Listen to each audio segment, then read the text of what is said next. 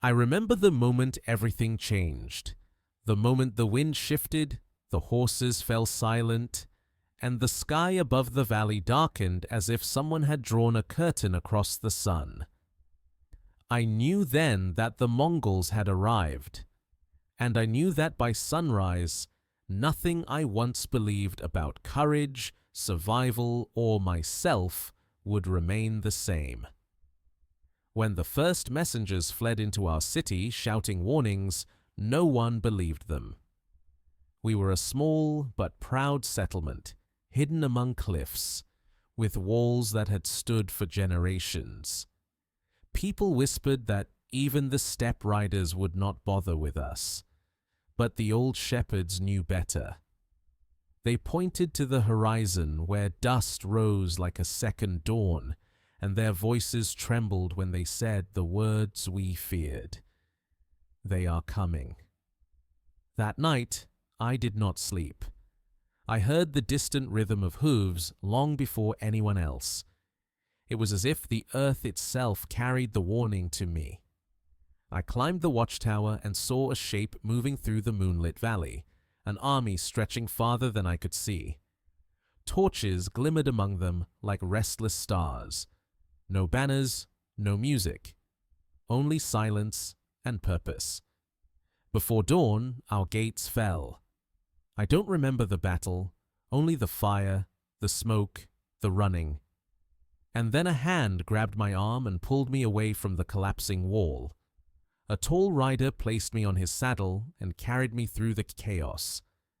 Later, he told me he saved me. In truth, I had no idea whether that was meant for my survival or his advantage. His name was Kulan, a commander among the steppe warriors. He brought me to their camp after the battle, a place of felt tents, tethered horses, and watchful eyes. At first, I expected cruelty. What I found was something far more frightening: control. These people did not conquer only with weapons. They conquered with calculation. Kulan summoned me on the second day. He had heard me speaking several languages in the courtyard, begging soldiers to spare my brother. He demanded I interpret for him. At that moment, my choices narrowed to one. From then on, I walked beside him as he negotiated with envoys from nearby towns, men who trembled as they approached, hands clutching gifts and pleas. Kulan rarely raised his voice. He did not need to. When he spoke softly, people listened harder. I translated his words, and I saw how fear grew in their eyes even before he finished speaking. People in the camp began looking at me differently, some with envy, some with pity. They thought being near him meant safety. They didn't understand. The closer you stood to power, the more tightly it wrapped around your throat. One evening, after the envoys left, I sat alone by the cooking fires. My thoughts wandered to my brother, whom I had not seen since the first night. A girl from my city approached me quietly. Her name was Lian. Dirt smudged her face, and her clothes were torn, but her gaze was as sharp as ever. "You speak for him," she whispered. "Does he listen to you?" I almost laughed. "He listens the way a hunter listens to the river. He hears what helps him find his prey and nothing more." "He asked me today about the mountain road," she said, "about the path north. If he learns the safer route, he will march there." "I didn't tell him," I replied. "You didn't have to," she murmured. "He watches us, all of us." I wanted to deny it, but I had seen it myself.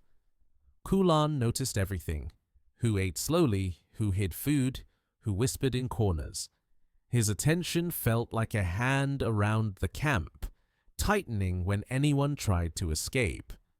The next night, I overheard two Mongol officers speaking near Kulan's tent. They discussed a rebellion in a larger city east of ours, a city that believed its walls would hold. One officer suggested burning it. The other suggested starving it. Kulan said nothing. He only sharpened a blade, each stroke quiet and precise. When the officers left, he called me in. "What do you think makes people surrender?" he asked. "Fear," I said. "Not fear of dying," he corrected. "Fear of losing what they love. Fear of uncertainty. When I offer a choice between surrender and destruction, they surrender not because of what I promise to do, but because of what their imaginations invent." I hated that I understood him. I hated even more that he was right. Days blurred into weeks. Our column moved like a silent storm across the plains. Sometimes cities resisted and paid a heavy price. Sometimes they opened their gates by sunrise. I did not see blood, but I saw the shadows it left. I saw families separated, leaders bowing with trembling hands, men kneeling to preserve what remained of their homes. And always Kulan stood beside me, listening to everything. One cold morning, I finally saw my brother. He was thinner, working with the horses, his face pale but alive. Relief overwhelmed me. When he embraced me, my chest ached with gratitude and guilt. He asked me if I was safe. I told him the truth. "I don't know." Later that night, Lian came to me again. "A group is planning to escape," she whispered. "Tonight. They have a map. They think they can reach the forest before sunrise." Hope flared inside me, but fear followed. If they were caught, the punishment would spread beyond them. The Mongols had made that clear. "What will you do?" Lian asked. "I don't know," I whispered, but I did know. My brother's life hung in the balance. I went to Kulan. "They will run tonight," I said. "Watch the path near the dried riverbed." He studied me. "Is this a warning or a bargain?" "My brother," I said. "I want him protected.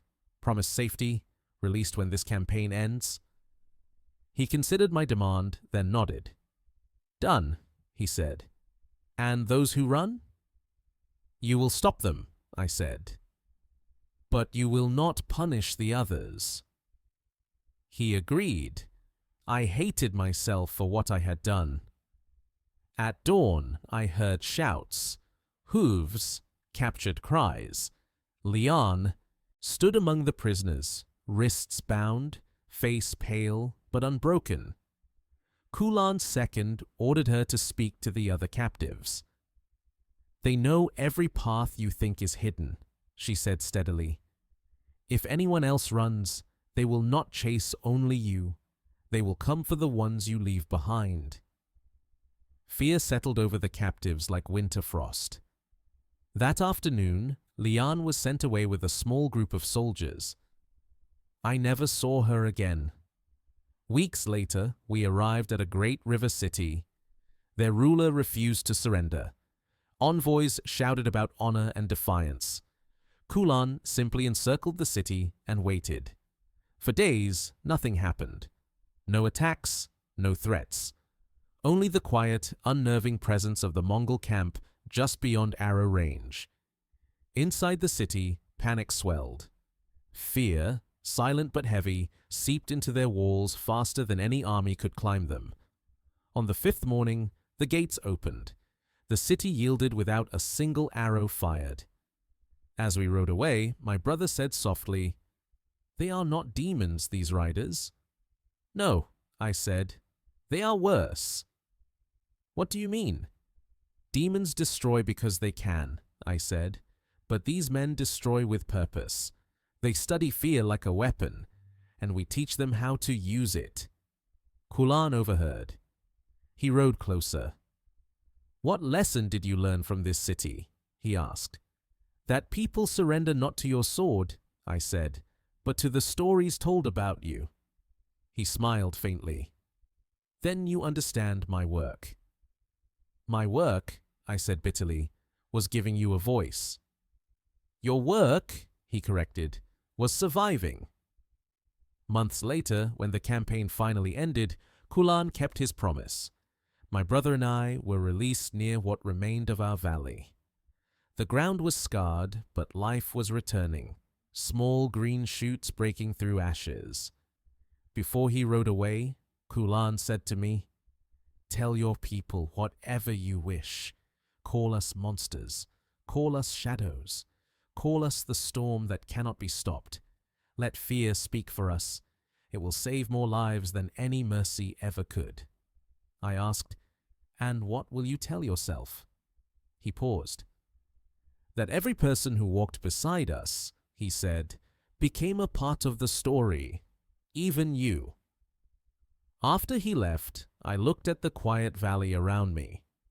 People would ask what happened, and I would tell them the truth, or some of it. That the Mongols conquered cities, yes. That they were relentless, yes. But the darkest thing they did was not written in fire or spears. It was written in the choices they forced us to make, and the choices we made ourselves.